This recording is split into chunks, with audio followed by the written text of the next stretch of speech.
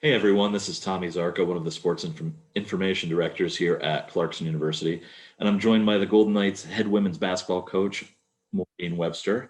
This interview will serve as a quick catch up for parents, alumni, and any prospective student athletes as a kind of state of the program. So, coach, obviously this has been a challenging year for many of the student athletes. Mhm. Talk a little bit about the navigating that you have had to make around an odder than usual schedule and how you've been able to practice in smaller groups.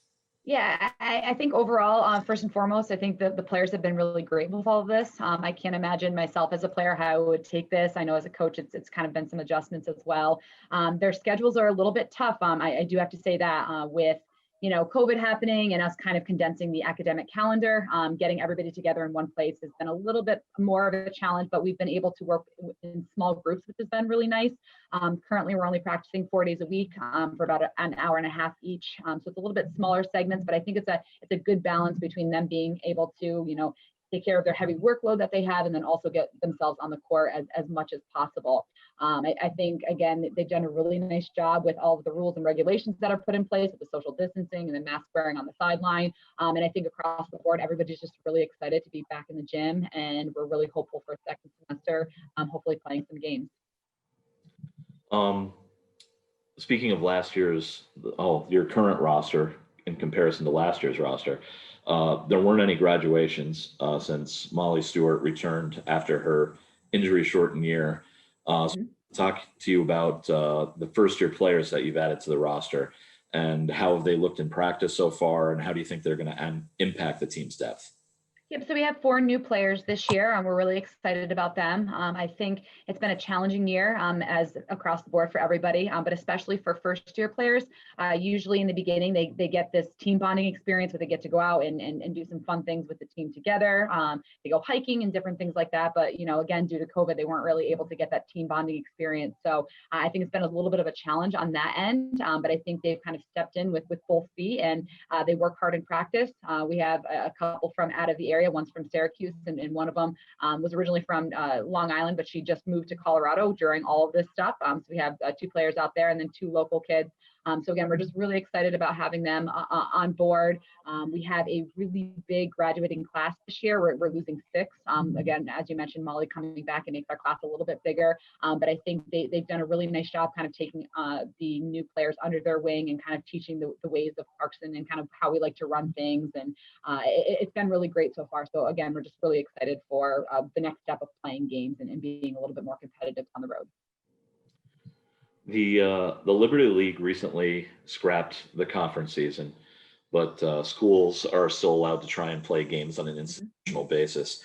And Clarkson is one of those schools that has not just given up on everything. So, how challenging has it been for you to get games scheduled at this point? And what leads do you have for getting games for the second semester?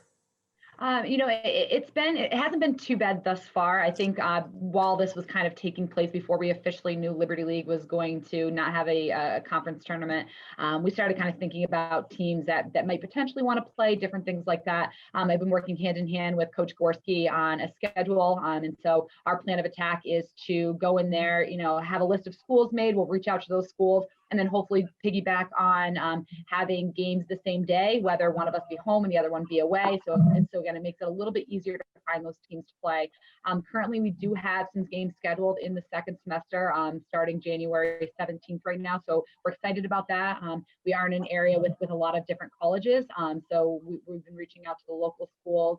Right now, we have Paul Smith on our call or on our schedule as of now. And then a lot of other schools have said, hey, as soon as we hear back from our administration, we're going to let you know, and we're going to pencil you in. So within the next couple of weeks, I think we're going to hear back from a few different schools and have a little bit more of a solidified schedule starting in 2021. Now, are those games going to be considered like real games, or are they going to be exhibitions? Is this going to still, at the Division One level, everything is still considered actual game, Mhm. stats are being kept and things like that. Is that going to be the case for these? I haven't heard from how that was going to be. How that. Yep, all of it should be the same, like a standard year. The only thing with playing these games is no matter how many we play, our players won't lose a year of eligibility. So that's been really great. Since Liberty League was canceled, they kind of readjusted everything, and the NCAA said, hey, you can play as many games as you want this year. Hopefully we do get games in, like I was mentioning. But yes, that's a great question. It will be considered a true game. Okay. The last thing that I'd like to ask you is in regards to the annual Let's See You Give Day that Clarkson had a few weeks ago. It was the 5th time that Clarkson Athletics has done a giving day, and you've been here for all of them. What did your team do? Did you try and do anything differently this year because you weren't able to really focus on smaller donations the way that you are a lot of times, because when we have one on campus, in coordination with the online giving, obviously you're able to go to the student center and do things like that where you can talk to current people and even professors and things like that, but obviously you weren't able to.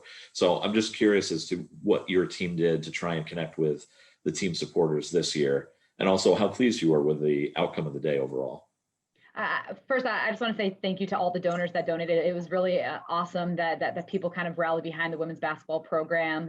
And so just thank you across the board to any and all of those who donated to our program. It really does help out tremendously.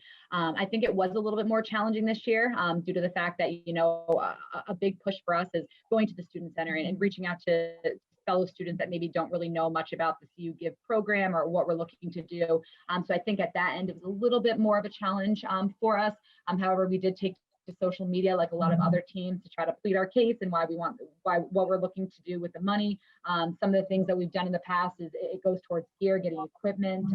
Our plan is in the future to hopefully be able to take our players on a trip somewhere. Obviously, I'm not sure when flight restrictions will be lifted and all that kind of stuff. So I guess it's a good thing that we didn't have one plan for this year. But maybe in a couple of years, we'll be able to gather a lot of the money that we've earned from the Let's See You Give and put it towards a trip, because it's a really great experience the players can get. And I think they would appreciate it looking back on their college career, being able to talk about, going to X place and having a really good experience with their team. But it's a great event. We love that we do it every year. And I think, as you mentioned, it was a little bit challenging this year, but I think they did a really nice job reaching out social media wise to get those donations and help keep our program strong.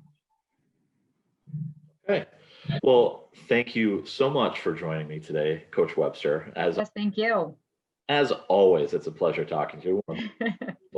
And I definitely am looking forward to seeing you guys being able to play games this winter. Awesome. Thank you so much.